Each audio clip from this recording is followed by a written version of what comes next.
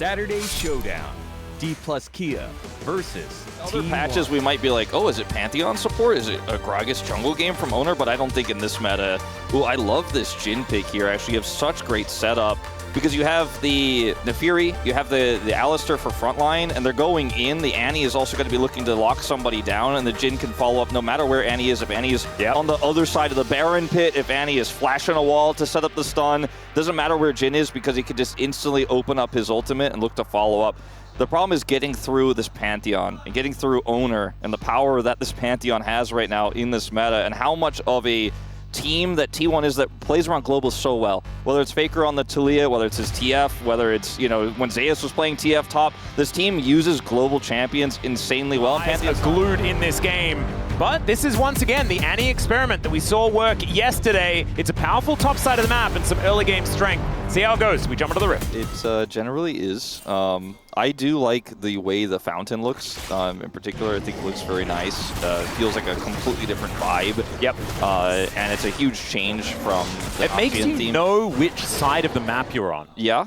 You know, like, I feel like you're way more aware of it. I know, you know, the fact that, you know, you have to walk down rather than walk up is, you know, the main difference. But the zoom-ins at the start, when we're having a look at both teams, it's clearly they're on different sides of the map. 100%. Yeah. So I guess when you're playing the game, it doesn't actually impact that much, but so nothing too much to worry about here. Cal has a stun prepped here, so there's an angle to try to get Faker's flash. Molten Shield for that extra movement speed. As Faker going to see what he can do here. Gravity Field is going to be pretty powerful as Owner coming in, Daggers coming out, and Sponge going to be able to avoid the stun quite nicely. Okay, Faker's still, though, fairly low here. Not sure if he'll stick around. They will need some help. Keria does come over. So is Andil. This has suddenly turned into a bit of a 3v3 here in the mid lane. Yep. Baker handled it really well, though. The ward value that Yukao got there, pretty dang high. Yeah, that was such a clever move from Owner. He is going to be seen, of course, by that ward. But that was really slick. Yeah, really cool stuff. I actually kind of expected that he would also much else going to come out of this, especially with Gumayushi making his way up the lane. Keria not wanting to start anything as Rich is flashing for Doran, who will immediately respond with his own. So I think should come of it. Yukao gets 6. Yep, he's going to get stunned up by this gravity field, and he's tanking an entire wave as well. So early games, not this time. Well, Grand Starfall going to come in here as the equalizer goes down from Rich, but I don't think he's going to survive. Does take a while for him to go down, and Doran. And unfortunately barely dies there, but does end up going down, or barely doesn't get the kill back, I should say, as a fight here in mid. Yeah, Headbutt Pulse coming on through there as the Chaos Storm, or the Arcane Storm, as it is now known. This is a really big timing, though, because the grubs spawn at 8 minutes. They're the only grubs you can get. Now they can contest, actually, with that ultimate from Faker. All right. Or will they? I think they should. See whether Sponge can at least lock down the next one. Kind of important here, and is going to be able to do so. Zona coming on in, and that is going to be all 3 to half the number that I would have otherwise applied it to. And that helps my brain. As Lazyfield does find himself a nice little stun, but Doran answers really well there. And now Doran going to have to play some DDR, and look at that, side to side to side to side, and he absolutely nails it. Lazyfield even giving up as he just kills the wave. This could be a trick, though. Good ward from Doran. Yeah. Oh, Shock Blast almost just killing Lazyfield, and thankfully for Lazyfield, he walks onto... Okay, there's the flash, and the answer does come through. There's the headbutt from Andil! And down he goes! Oh no! Died in the kind of lane swap situation up there. He is almost 20 CS up, as Yukao's going to drop a bear. Yep, here's Tibbers. The Arcane Storm down as well, but not able to get another stun, and it is a very even trade. As, look at this, the Arcane-powered Tibbers just attacking the GOAT over and over. And that is going to be T1 locking down the Dragon. Flash pole onto 3 though. Deadly Flourish comes down. Equalizes fantastic. Featherstorm buying so much space though as Gumayushi looks for an opportunity with the Flash. But now has gone a little bit too far. Or has Sponge, who goes untargetable and just says, I'm an Ascendant. He will do so. The bleed's ticking, but not ticking enough. And Protect the President is in full effect. Does not have teleport, doesn't join the fight. Decides to push for plates instead. I saw the angles there for DRX, but the play on the side of T1 was just too good, and now Owner shows up with his ultimate. Lazyfield gonna get stunned. Yep, flash on in as Gumayushi maybe didn't need to be there, but Deadly Flourish was definitely not gonna land. So So down too goes far the behind because, yeah, you could still, it's very simple, like you said, and we've talked about so much with Annie, but if the Annie doesn't get the kill, oh, boy. This is a special steak delivery here, as Andal is going to be providing it. T1, all three of them just around the dinner table. Death Ray will be able to secure it. Because it may not necessarily be warm. As okay, teleport in. See whether Rich can find an angle here as the equalizer goes down. Carrier and Doran now to walk up the red carpet, and they do just walk. And now Rich is the one that's out of position. Yukao came in, but is able to walk out. Had to invest the teleport in a play that isn't necessarily working. Let's see whether we find ourselves a stun, as it doesn't quite work. Gumayusi in trouble though, and he will just burn down. So finally they get their prize that they've been looking for oh so long. We're actually going to live where Rich is. Yeah, he's flashing on Faker. Sponge is moving in, but there's another teleport. Owner is already here. Rich is definitely dead, guys. And Sponge is just going to walk himself out of there. Did not need any professional able to get the turret, and first blood, that ship is our first brick has already sailed that ship. So, Doran, well, he is going to go to the skies, and so is Sponge. He's just dead. Doran just probably might have made Sponge jump out of his seat a little bit as he thought maybe he was safe there. Didn't flash, but did of course pop. And here towards the top side, let's have a look once again. As Doran was just tracking the doggo, and then finds it. I think he knows which camps are up. That must have been communicated, because otherwise, why would you chase Herald? Let's see whether DRX can find themselves an angle. There is Faker getting engaged on. The equalizer is down, and I think he is going to be dead. The rest of T1 now trying to escape as the Featherstorm going to get the flash out as well. Gumayusi Blast Cone uses all of his utility, and there is Yukao with the engage. Guma goes down after Owner. That's a lot of shutdown opportunities, and now Carrier, nowhere to go, has a cask. So that might buy him some space, but the rest of them are just going to be killing Rich. Away from this Annie when you end up losing a fight like this. And I was saying before, if DRX fall too far behind when they do those calls, I mean, it's just as simple as that, as Rich may be in trouble. I've seen this play from Doran before, as, yeah, Rich is definitely in trouble. There isn't a teleport to come on through here, and Doran is teleporting away. He's going to come down right now, in fact. Lazy Feel, pretty aggressive positioning here, as I would be a little careful. Carrier comes in and reminds him exactly why, but they're going to try and turn it. Andal goes in. He is traded. Actually, he doesn't even go down. The curtains have now been called. And Gumayusi, you better dance. And he doesn't get out of the last couple. Owner puts up the wall. But I think DRX kill on Carrier as well. I think ideally they would have liked more kills on top of it, but I think they'll definitely take the prize. The top turret did go down anyways after Rich left. Oh, dear. Now Lazy Feel, no cleanse, no flash. Lazy Feel, you're not allowed to farm the mid lane. We've spoken about this already. There's Andal looking for a bit of an angle here, but Sponge going in. Rich turns up as well. Now the real damage gets in there. As over the wall goes the doggo. And thankfully they're going to be okay, as there is the pulverize onto two. Doran burning down, and Yukao collects the kill. Tibbers is going to lie down, but I think that is certainly give you a little bit of a it could be worse type scenario. As this turret, not long for the world, Gumayusi able to walk up and take that one down without too much of an answer. I think one turret has been taken by DRX as well this game, Wolf, so a bit of standing gold on the map. I think with nothing to protect or fight for, top his third item locked in now as well. Like, this is a big fight. Yeah, this is big lethality on the Jace as well. These shock blasts going to really hurt us. That's just chain CC, and yes, he manages to go up into the Featherstorm, and that just doesn't really do anything. So Gumayusi just caught in mid lane. A little bit of what Lazy Feel was experiencing is going to go over his side, and now Yukao on a flank angle, and Tibbers is just being really frustrating. There's the equalizer as DRX look for the turn. The curtain call unanswerable right now, but the bullets aren't really landing, and Rich also getting attacked by the Baron. He's out of there. Andal's also going to be taken down, and T1, they answer the fight really nicely. Now they're looking for even more, but should they? Is the question. Owner says absolutely we should. As in goes Sponge, and out he goes via the Death Chamber. As Lazy Feel wanted to offer some damage back, putting some miles into the Infinity Edge that he picked up as he gets a big old shield, and Owner just going to be able to dance forward. Stun comes down, Faker finishes off the Jhin as Doran moving on over. Yukao almost in range, doesn't have flash though. As T1, DRX thought that they had an opportunity. They killed in this game. Puts T1 in a fantastic position as Carrier goes for it once again. Cast just going to knock Rich into the wall, and there's nothing he could do. He gets the equalizer off, but that is all we can really say about that. Unbreakable Will now on cooldown for Andal, but he still gets taken down halfway, and this is what I was talking about. T1 now just able to get picks, translate that into full map control, and DRX are just going to fall further and further behind. And a bunch of extra stats now as this Thornbound Articon is also going to be taken.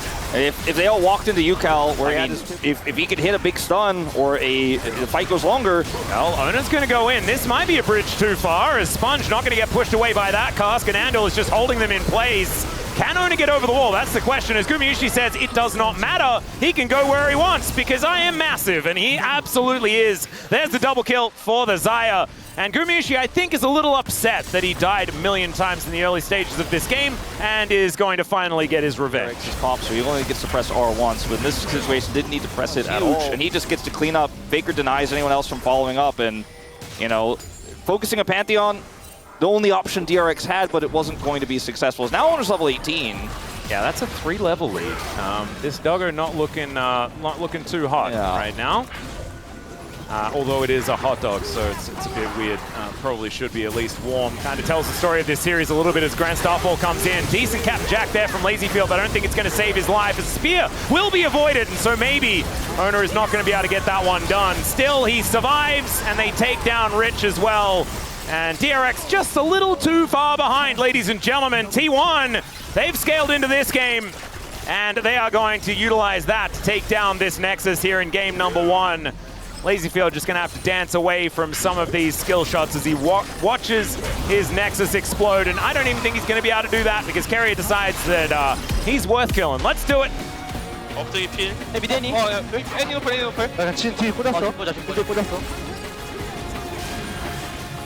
림본.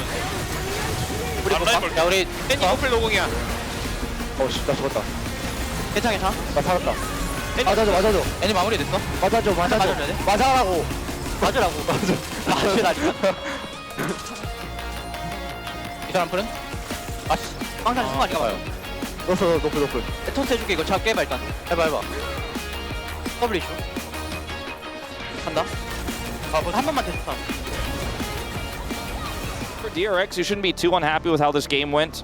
I think there's a lot to clean up in terms of how Rich was playing the side lanes, how Lazyfield was being extremely greedy in mid, but coordination was there. And I feel like for a lot of this year, we haven't been able to say that about DRX. And you brought T1 to a close game, you kept it pretty even through the mid game, so I think you probably should hold your head high after this loss. But T1, they're looking for that streak. They're looking to go 2-0 this week, and it looks like you said, business as usual for a... Has been pretty amazing on his Scion. From the other victories that we've seen from DRX, a lot of it has been to do with this guy's Scion, as the answer from Doran will be this Camille. Camille Nocturne, pretty powerful, right? You can play out these 1-3-1s pretty devastatingly. It's great in side lanes. Yeah, exactly right. And I do think that in the past, I would have, in any other team Doran was in, by the way, I would have been like, I don't know if you could trust Doran to be the guy to punish the weak side Scion / Orin / any sort of weak side safe. Rich did show us that sometimes it's not a hole. Sometimes it is just so much health that you cannot get through it. And we'll see whether DRX can channel some of that or whether T1 just once again are gonna look better. Let's dive into the Rift. So it's on Sunday. Yeah, I think it's the same in the US. Is it really? I'm pretty sure. I always thought that they were a bit different. Or is it like Father's Day is different, but Mother's Day is the same? As now Faker could be in a little bit of trouble here, as some rocks are being flung at him. Carrier moves over. Gumayushi's here as well, and the flash has to come out. The Ignite was traded for it. As Carrier, greatest, Nona is going to come on over for a very aggressive invade. Yeah, looking to potentially set up some vertical jungling. Also has that ward. Having a look for him. Sponge is going to move on over. As Hook is going to connect here by Carrier. Good exchange onto Lazyfield. Make it rain. Also making things tough. But Andal, he's still going in. The Eclipse proc actually doing a fair bit of work there as Ona wanting to go aggressive. Doesn't get the attack speed from the spell shield because Sponge missed. But him and Yukal still wanting to go aggressive. And this ward actually very high value as Sponge just steals away the blue. So answers Ona's aggression. Carrier not quite able to get up there in time as Andal and Lazyfield also moving in. That play to happen. Oh, Doran going in. On to Rich here. This Camille. I think it's like if you get a bottle of water at a restaurant. I think it's sealed on purchase. The Sponge is up here, but can't do anything. So yeah, back to, hold up. Yeah, Yukal not going to get hit by the Dustbringer as Seismic Shove comes through, but the charm was in the air. And Yukal just walks towards that one. As level 5s for both of our junglers, Yukal will be able to skate his way over here. The Dragon is down low. It will be a smite fight, won by Owner for now, as he'll have to flash to get himself out of the way. But Andil, he's going to follow him. The Weaver's Wall comes in, and they all pile in on top of the Nocturne, and he will be seismically shoved into the Death Chamber. Faker now position back, because they're looking for more here now into the bottom lane. Oh dear, there's a flash immediately by Gumayusi actually, as Kerry is the one that's going down very low. Andil able to get himself out of there, but Sponge is just dead, and that was a whoopsie. I mean, trying to dive Nautilus can be very difficult, as we know. And as DRX were reminded, DRX really are. Oh my god, we can actually coordinate this dive down here in the bottom lane as well. When could have just been happy with the dive and maybe zoning away the bottom duo instead. Sponge is going to be able to take this first grub without using smite. Yeah, so grabs that one. Carrier just going to stun up Andil just for a moment as he's pulling him back in, being a little bit frustrating, and Andil going aggressive. Doran moving over as Rich trying to defend, but the Q finds absolutely no one, and Andil is just dead. Can they get anything in response? That's the question, as Seismic Shove will connect onto Gumayusi and Rich. Carrier sitting in this brush here. True Shot Barrage not going to hit anyone, and there are both of those grubs going down. In goes the Scion as he's trying to get rid of Gumayusi, and that is an engage onto Lazy Feel if ever I've seen one. He just evaporates. Andil going aggressive, and Yukal trying to find a few windows as there's the flash in from Doran. Hextech Ultimatum onto Sponge, but now he's just in the Thunderdome by himself. T1 kind of playing it well, being able to take one of them, but they lose their AD carry as well. And finally, they're able to take down Sponge. Rich now coming on in. He's now joining the rest of T1. These health bars are so low that nothing's landing from DRX. They can't get any of the kills. Oh no. Mystic Shot going wide is a disaster, and Gumayusi walks up to him and shoots him. That level of coordination, the punish plays coming through from T1. Here. Don't you dare. Don't you dare shift in! Well, he sidesteps, but then that Mystic Shot missing, I don't even think would have mattered. Yeah, he didn't have flash. Comfortable to surmise. Not comfortable to watch again as that max range hook, just gorgeous. Down goes Mr. Sponge. He couldn't even flash confidence and recklessness. Yeah, there's starting to give me some like 2022 Live Sandbox feels right now with only go in, only fight, and force every fight. Be a little bit of a problem here. Solar Flare will be able to lock down Faker. Seismic Shove is some nice chain CC. There we go. Here's the uptick from the DRX. And now, let's see whether the down tick is happening immediately. The flash hook, not going to quite find the mark, but I don't think they're out of the woods just yet, as, oh god. Depth charge going to come on through as Yukal's in trouble. Does have to flash and does do so, but the double up almost murders both of them. Does manage to get the kill onto Yukal, and there we go. The ebbs and flows of DRX. Faker dies, but then you win the fight style is over here. Unstoppable until hit the wall. Yeah, there's a stoppable moment there. A little stoppable. Slightly stoppable. I think Faker is pretty charming, and he is going to prove that as Rich just going to get taken out. He's going to go in onto Rich here. I don't know what I was talking about there. As okay, Faker not going to get shoved, and there is the paranoia. Down goes Yukal. He can follow up so quickly. And now trying to even contest for this Herald feels like a pipe dream. Yeah, Lazy Field going to get engaged on here as he does cleanse. Tries to get out, depth charge following him there, but he invests the flash to try and keep himself alive. Sponge standing on so much vision. Play respectfully, then you just lose control. Oh, I've seen this play before. As this time, Faker does not get stunned up by the Solar Flare. TP. And Andil is dead, ladies and gentlemen. Teleport comes in from Doran, as Gumayusi may even delivered the kill. Never mind, it goes to the GOAT. It's Andil, and Andil just tries to buy time. Yep. Why they keep coming at me? Yeah, what are they doing? I don't think there's just no real positives to speak of here at the moment. Oh, they did get a dragon. So there's that, as Doran is going to take a turret shot or two. Never mind, he's got a hook shot, so he's just fine. Faker now getting to work here towards his bottom side. They already have feats of strength, but if they didn't, they could get them again by locking down that. I think a lot of people have learnt that focusing Faker in a side lane to the detriment of everything else is generally not a great strategy, as Doran looks for Sponge, and it doesn't work. This could backfire. I think it may already have backfired, as Faker is also dead. Sponge grabs another reset. This is where it's fine. Okay. As T1 takedown. Right. And DRX not quite being able to do so here, as the Artican has been started. Can DRX find any angles here as the paranoia comes on through, and down goes Yukal once again. This guy's Talia has a really cool flank here as well, as Faker shows up with his ult. Yep, depth charge going to get a couple of knockups here as Sponge being held out of the Otacon pit. Carrier will be taken out though, and now T1 rotating over yet again. Sion finds the knockup as Doran is dead once more.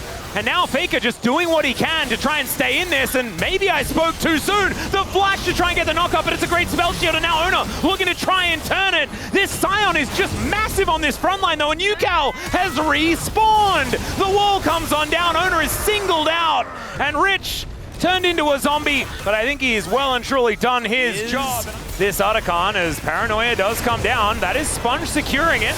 As now Doran trying to get in there. Owner is well and truly in there. I don't know about whether he wanted to be. As the charm comes down, Faker is cutting them all down. Both of the DPS have been eliminated. And Faker is just looking to kill everyone. Gumayusi grabs a piece of it, and Andil is going to be going down next. Gumayusi trying to get out of the way of Rich, who's just not someone that he is able to kill. And Faker will hunt down this Leona. T1, the punishment was immediate, as the Foxfire is going to be able to cut him out, as Gumayusi just spending some time outside of the queue.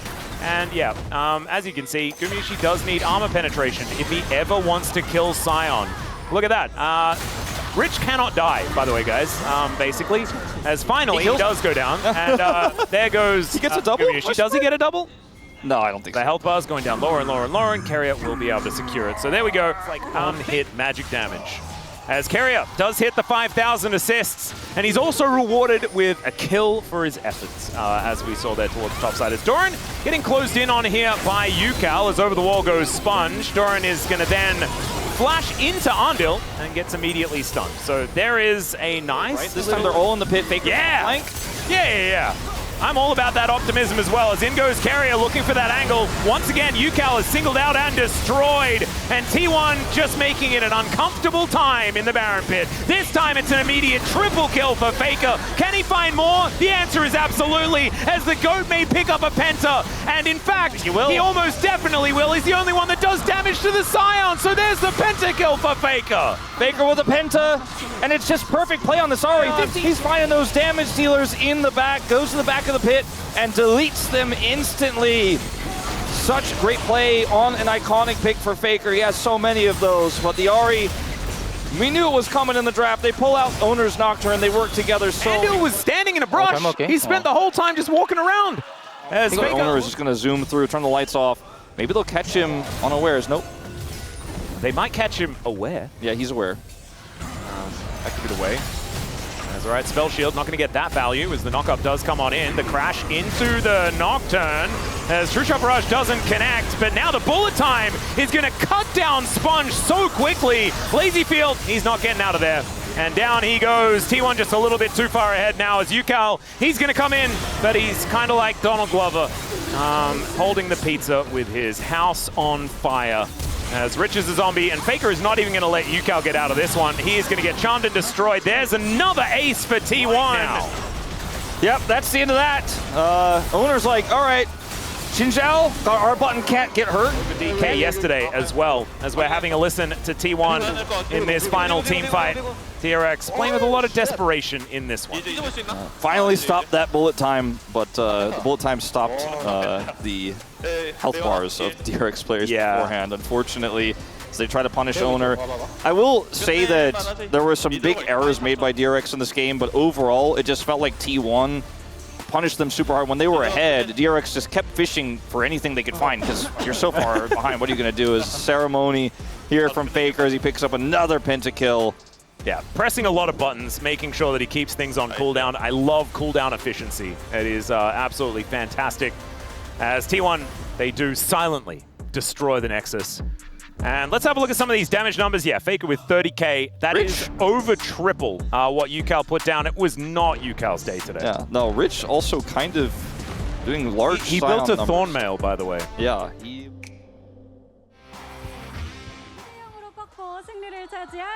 Thank you very much, guys. This is Dear for the POM interview translation. joined by Faker on the side of T1.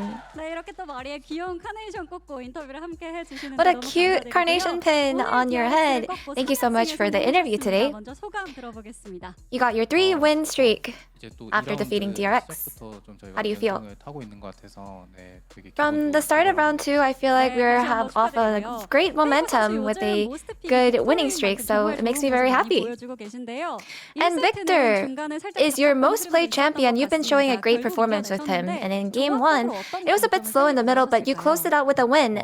So what was the compositional strength that you were trying to focus on? You know, towards the mid to end game, I think we just had higher potential as a composition, and I think we were just trying to play it out slow, and that's the type of the macro that we try to apply on this game.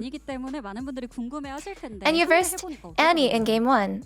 And how was playing against her after the buff this patch? You know, after the buff for Annie, 조금 이제 생각나게 하는데 요즘에는 뭐 상황에 따라서 I think it was definitely something that was on my mind, and I think she's definitely viable. We're going to start seeing a lot more of Annie from now on. 못 봤습니다. Did you happen to see Yukal's interview before?